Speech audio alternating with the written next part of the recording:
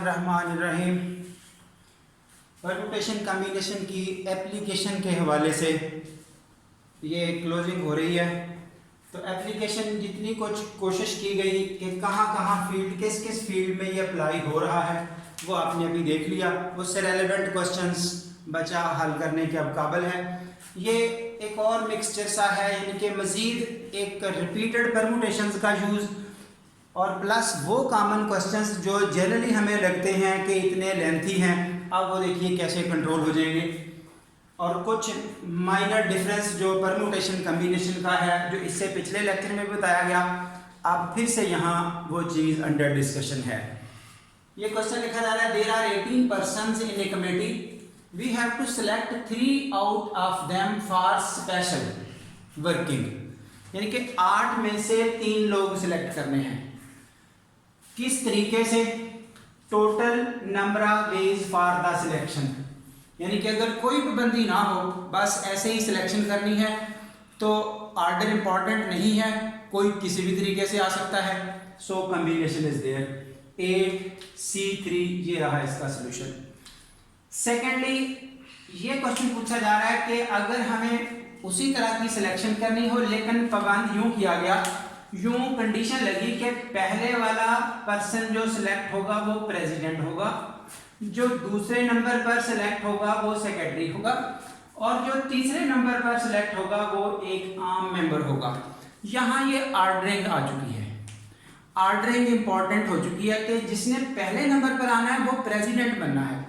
अगर उनकी तरतीब बदल गई तो सेटअप बदल जाएगा। सो ये चीज हमें इंडिकेट कर रहे हैं, we have to use in the same question permutation.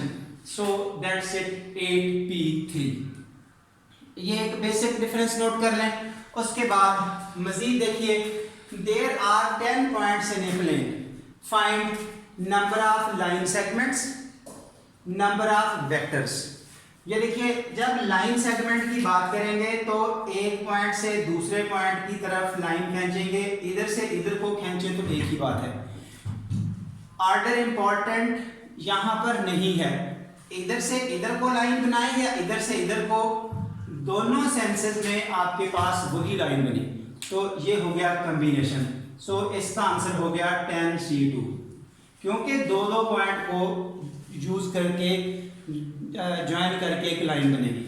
अगर वेक्टर बनाने हो तो इधर को वेक्टर और बनेगा, इधर को वेक्टर और बनेगा। ऑर्डर इंपॉर्टेंट हो गया, ए से बी की तरफ और चीज है, बी से ए की तरफ और चीज है। जहां पर ऑर्डर इंपॉर्टेंट हो जाए वहां पर परम्यूटेशन, तो वही 10P2। यानी कि ये सेकंड क्वेश्चन आपका उसी सेटअप को बताने के लिए कि परम्यूटेशन कॉम्बिनेशन का फर्क क्या है। हाँ जी, further more 7 kinds are tasked. यहाँ आपको एक वो कंसेप्ट मिलेगा जहाँ से आपको कुछ कंडीशनल परम्यूटेशंस किस तरह की, जो रिपीटेड टाइप की होंगी वो कैसे डील करनी है और वो कैसे अप्लाई होंगी। 7 kinds are tasked, 7 kinds are tasked. Find total permutations if. अब कंडीशन कौन सी है? There is no restriction. पहले इसी को डील कर लें। जब कोई पाबंदी नहीं है तो फर्स्ट काइंड पर 2 चॉइसेस हैं, हेड या टेल। सेकंड पर हेड या टेल, थर्ड पर हेड या टेल, यानी कि 2 ऑप्शंस हैं हर पर। तो प्रोडक्ट रूल ऑफ काउंटिंग के मुताबिक जो बेसिक रूल है, सो 2⁻7 ये टोटल ऑप्शंस हैं। उसके बाद एक नेक्स्ट क्वेश्चन आ रहा है, अगर वहां पे एग्जैक्टली 4 हेड्स अपीयर हों तो फिर ये टोटल नंबर ऑफ वेज कितने होंगे? 4 हेड्स अपीयर, एग्जैक्ट 4 कहा है, जरा एक्सप्लेनेशन नोट करें। हाँ जी, 4 heads, head head head head tail tail tail. Understood है? जब 4 एग्जैक्ट हेड हैं तो रिमेनिंग्स आर टेल। जिस तरह से ये वर्ड रक्षंदा लिखा हुआ है, इस वर्ड में टोटल लेटर्स 10 हैं। उसी लाइन में ये देखिए, ए 3 दफा आ रहा है और एच 2 दफा आ रहा है, वो 2 repeat twice repeated, thrice repeated, remaining ones.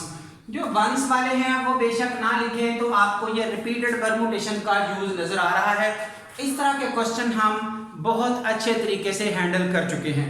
लेकिन ये हेड टेल वाला सिलसिला कैसे बनेगा, ये देखिए 7 काइन्स एक लाइन में है, उनमें 4 जगह पे एच है, 4 जगह पे टेल है, तो 4 दफा एच रिपीट हो रहा है, 3 दफा टी रिपीट हो रहा है। हम उसी चीज को यहां यूज कर रहे हैं।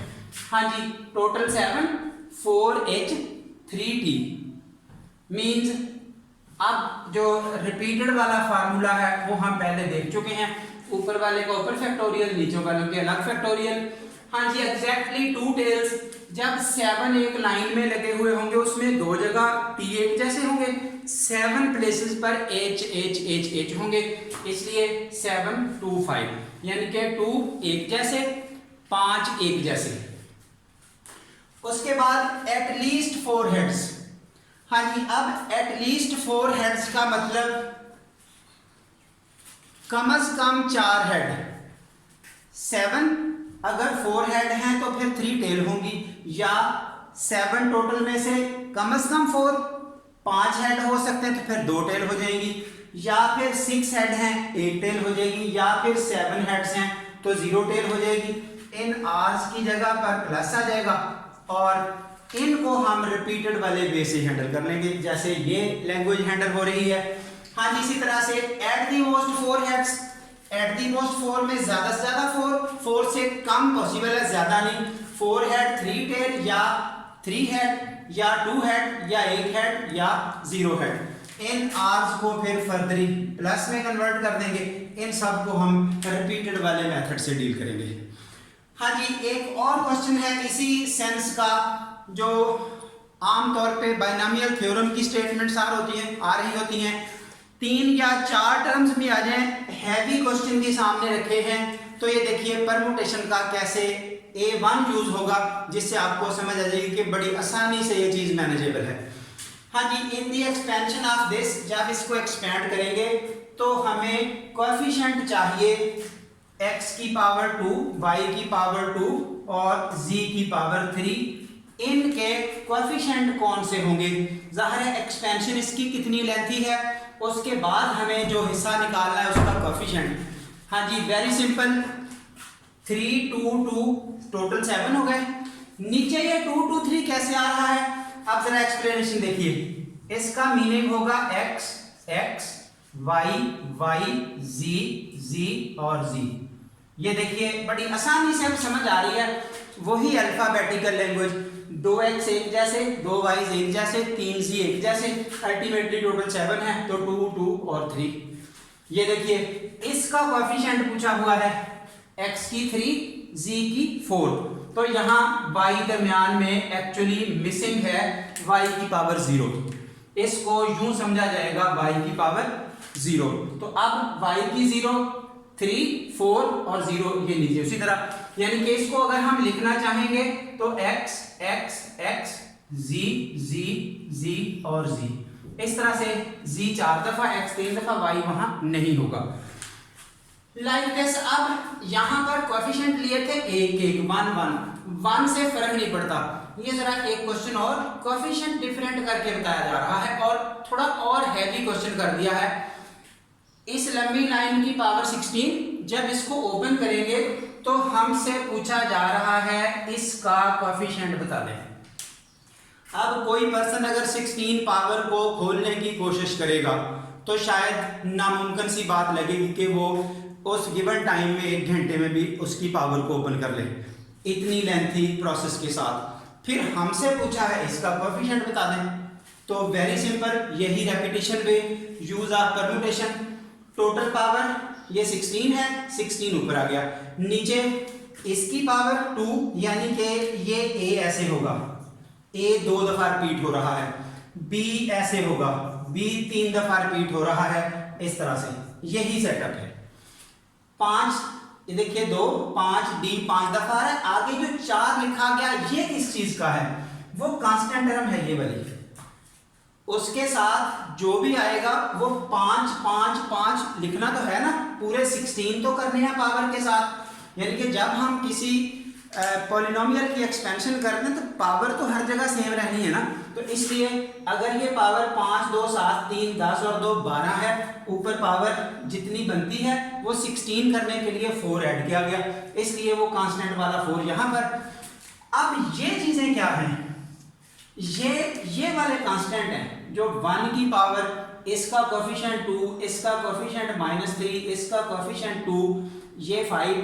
यहां पर कोफिशिएंट 1 1 थे, डील नहीं किए, यहां कोफिशिएंट डिफरेंट है, वो भी साथ लिखे गए इंक्लूडिंग देयर सिंबल्स, उनकी वही पावर्स जितनी जितनी पावर्स यहां पर हैं। तो इसकी सिंप्लीफिकेशन के साथ अब आप अपनी आउटपुट इस तरह की बना सकेंगे। तो ये आपके पास एक परमुटेशन रिपीटेड वाली हमारी ही बुक में, इनके जिस जगह भी आप इन चीज़ों को डील करेंगे तो इंशाल्लाह इस परमुटेशन का यूज़ और कम्बिनेशन का डिफरेंस इस टाइप से आप काम कर सकेंगे। ये आपका यहाँ तक की एप्लीकेशन क्लोज हो रही है। ज़ाहिर है एंड पर जो मैसेज दिया जाता है कि अगर दोस्तों को, बच्चों को वीडियो पसंद आए तो उस पर आपने कमेंट्स भी देने हैं, लाइक भी करना है, दोस्तों को शेयर भी करना है, चैनल को सब्सक्राइब भी करना है, ताकि नए आने वाले सेटअप में अगर कोई कहीं कमी कोताही है उसको ठीक किया जा सके। So that's all, thank you very much.